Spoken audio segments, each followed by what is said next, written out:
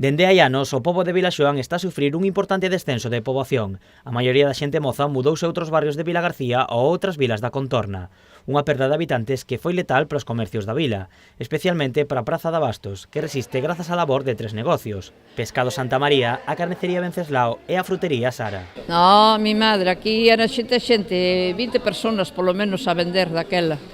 Polo menos 20 personas. Pois a situación, pois a verdad, bastante crítica en estes momentos. Un pouquiño abandonados estamos pola man de Dios ou pola man de non sei quen, pero bueno, non nos teñen moito en conta, hai bastante tempo. Todo vai a parar pa outros lados, pa outras plazas. Os 5 vendedores denuncian o abandono que sofre a praza.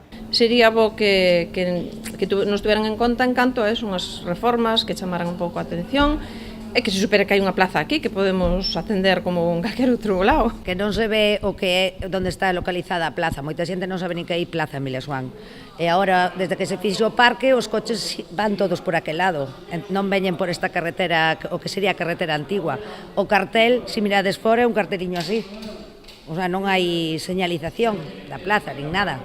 Segundo as vendedoras, son moitas as reformas que necesita a praza, pero a máis importante é a de mudar a entrada para dar máis visibilidade ao mercado. A ver, eu creo que o ideal era que abriran unha porta por aí, que fora unha porta principal, pero eso xa vai a ser un pouco complicado, porque ainda estamos cas portas normales para cambialas. Pois eu creo que teñen cantidad de cousas que se poderían facer. Por decir algunha, a entrada da plaza máis señalizada, un letreiro, os mesados, é que creo que aquí, por necesidade, necesitaríamos de todo, de todo. As vendedoras fixeron un escrito ao Concello coas súas reivindicacións.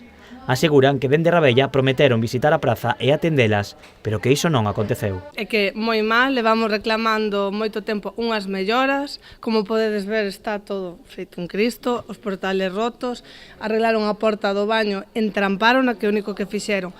Fixemos un escrito ao Concello e salimos no periódico.